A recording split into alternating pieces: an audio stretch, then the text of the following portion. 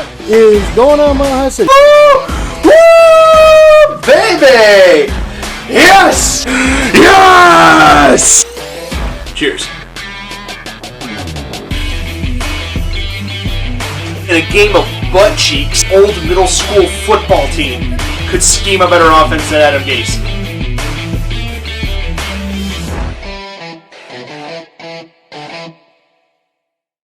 Well, that was fun, wasn't it? I know I haven't made a Broncos video in a good while, but I've been busy with other things. If you look on the channel, you'll see what those other things are. But I have been busy with other things, and I'm working on a few videos too. Also, I have been sick for the past few days. I've been dealing with it. Throat is a little better now, but we're going to be drinking some fluids to help kind of kill the last of it off. But I can speak clearly, for the most part at least. And so, the Bronco mug is back. We haven't had a game worthy of a victory toast in a good while. I think this one's deserving of it. That's good, isn't it? This is actually orange juice, not orange crush, but still fits for me. Juice is better for the throat. Helps soothe it and make it easier for you. So, thankfully, let's get into this.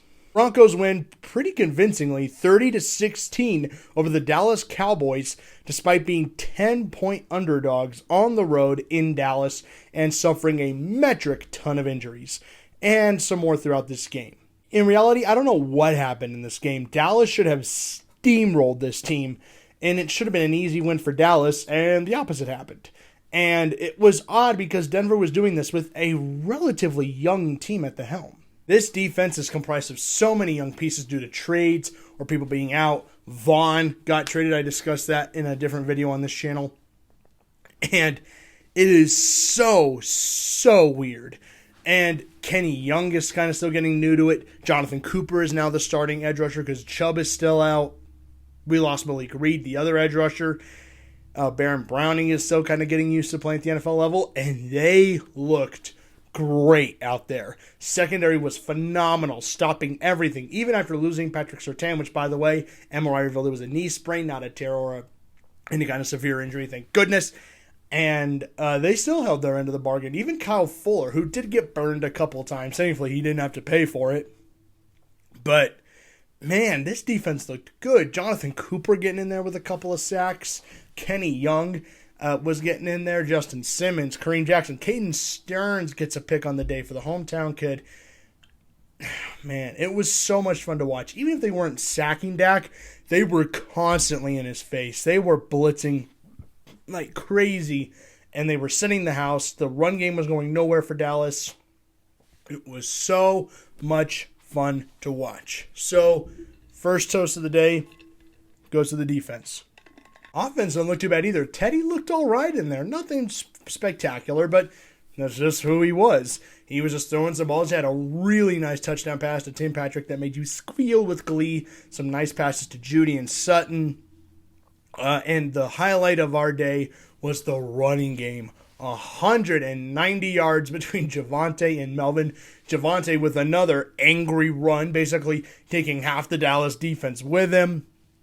And keep in mind, we already lost Bowles for this game. I thought that alone would doom us. But then we lose Glasgow and we lose Bobby Massey. So now we're down to Calvin Anderson. Quinn Meinertz is in at guard. And we have no idea what to do. And they found a way. Quinn Meinertz showed the potential he showed in college. It's hard not to like where the future of this team could lie. And Javonte looks like the bell cow of the future, but I would consider bringing back Melvin Gordon. Say what you will about him, but the dude adds a dynamic we haven't had in this offense in a really long time. A really good power back who's got great speed, explosiveness, great shifty feet, great in the passing game. Say what you will about Melvin, he adds something to the offense, and I think the 1-2 punch with Javonte is more than enough to keep around. So I would look into re-signing Gordon this offseason, just something I would consider. Second toast goes to the offense. They played a good game. Running game was phenomenal. Our best rushing game of the year. This was an incredible game from our offense, so toast to you guys. Where we messed up, of course, was special teams. McManus missing kicks again, which is not what you want to see from a Pro Bowl kicker. Giving up a huge kickoff return on the first play of the game, and I thought that was going to set the tone like, oh, we're going to get blown out because of Tom McMahon's special. And then the most bizarre play of the day, we block a punt. And so we're punting. They block it. And it goes past the line of scrimmage. One of their guys goes to catch the muffed punt. And he can't put his hands on it. And then our guy jumps on it. And it counts as a first down for Denver. Everyone at that moment was like, wait, what? Apparently getting your punt blocked and then recovering it yourself means you get the first down? What sense does that make? Welcome to the National Football League. This week was weird, man. Tons of upsets, teams getting beat that we didn't expect to get beat, teams that we thought were going to be great getting the doors blown off them. I don't know what this week was in the NFL, but it was sure interesting to watch. See, people were mad about last week versus Washington, but they're happier about this week. And I think I know why. Last week they were sloppy. They really didn't deserve to win. They played badly the entire game. We kind of lucked our way that Washington had so many injuries. If Washington was fully healthy, they'd probably win that game. This game, man, I think it is equally parts Denver playing great and Dallas playing badly. If Dallas, they definitely played down to competition. If they'd come out to play like Denver did, I think the Broncos still win because they played that good. But it's definitely much closer. I mean, the score was 30-16, but it was 30-0 at one point. Dallas just scored 2 garbage time touchdowns and frankly just padded the stats. It wasn't even close. It was complete and utter humiliation. Of course, the game that we win, we play our best game of the year, is the year we just traded our franchise face, our star player. Our defense is decimated across the board. Offensive line is hurt with injuries. We're losing players left and right. We're double-digit underdogs on the road coming off of 5 ugly games, and we win. Of course, that's what happens. Of course we win that game, just as God intended. It's hard not to be happy because here's the thing. I've seen some overreactions. People like, man, could this team get back in the...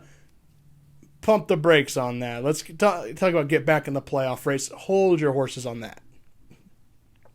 We've seen Vic Fangio and this team do this before. They pull a great win out of nowhere, and then they kind of go back to what they are the next few games, and they suck, and then they just kind of, the bottom falls out. And with how many injuries continue to pile up, I expect the bottom to fall out at some point because look how many tough teams we're facing, all of them fully healthy, and we're just keep getting racked with injuries. We definitely need a better coaching staff, and we need a better quarterback, but it's hard not to like what we saw yesterday because it's with the young guys. The veterans are either injured or gone. They're not playing anymore. They were underperforming. Now, the young guys are really performing, and they're playing very, very well. It shows how many young studs, and that has a credit to George Payton. This past draft brought in so many fantastic players. Javonte Williams, Patrick Surtain is everything that was advertised. Caden Stearns looks like a 5th-round steal. Baron Browning looks good. Jonathan Cooper looks like a great young edge rusher for the future. Guys up front like Deshaun Williams looking really good. Kenny Young looking promising, and he's only 25, just barely about to turn 26. It's hard not to like where we're going with this young core. And now, if we shed some veterans next year, I'm okay with it because we have the young talent to replace them, and we can always supplement depth with cheaper guys. I am more than confident in this team's future going forward. I think Peyton has done a fantastic job. And next year, when he'll finally get to choose a coaching staff rather than be forced to stick with it, remember, he didn't get to pick Fangio and this staff. They were retained before he was hired. And now George Payton is going to get to pick his own staff. He'll actually be able to go get a different quarterback that he really believes is his own. It's hard not to like the future of this team, at least where we see on paper. The young studs on both offense and defense. I would make some changes to offensive line going forward, though. My new offensive line, Bowles at left tackle, Reisner at left guard, Cush at center, Meinertz or Moody at right guard. You could plug in either one. And then Calvin Anderson at right tackle. I would put him in because I think he played really well yesterday. He's played really well when he's had to come in.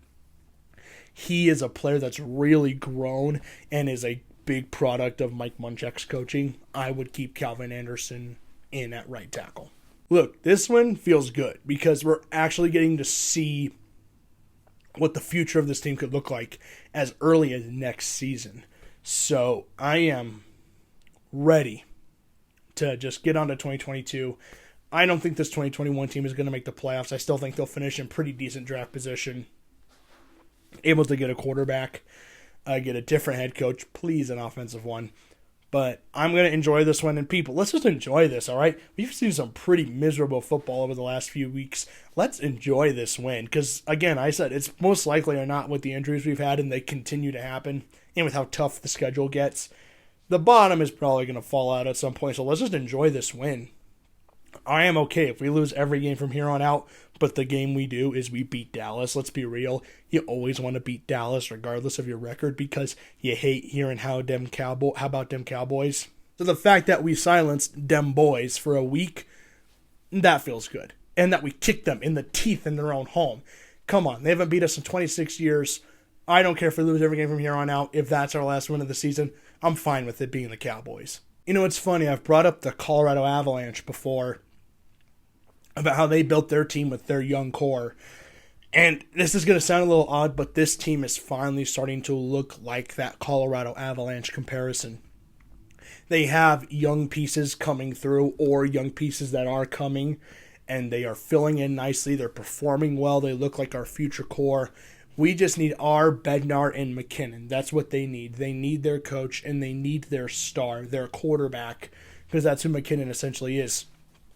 They need that for this to all gel together and make what we think could be a pretty good team and a pretty playoff caliber roster. All we need is those two things, and we can probably get them this offseason. So that's all we're looking for, but it's nice to see some good finally coming out of what's been a pretty miserable season. Anyways, that's it from me. Once my voice finally clears up, you can tell I'm still fighting it. I am definitely going to look to make a video within the next couple of days. I have a few projects in mind, a few other videos coming out. I have a lot planned, so please stay tuned. Anyways, that's it for me, guys. Please be looking out for the next Bronco video, probably next week after the Eagle game, if I feel it's worth talking about. Anyways, that's it from me, guys. Hope you all have a good one. Stay safe out there. And I'll see you guys later.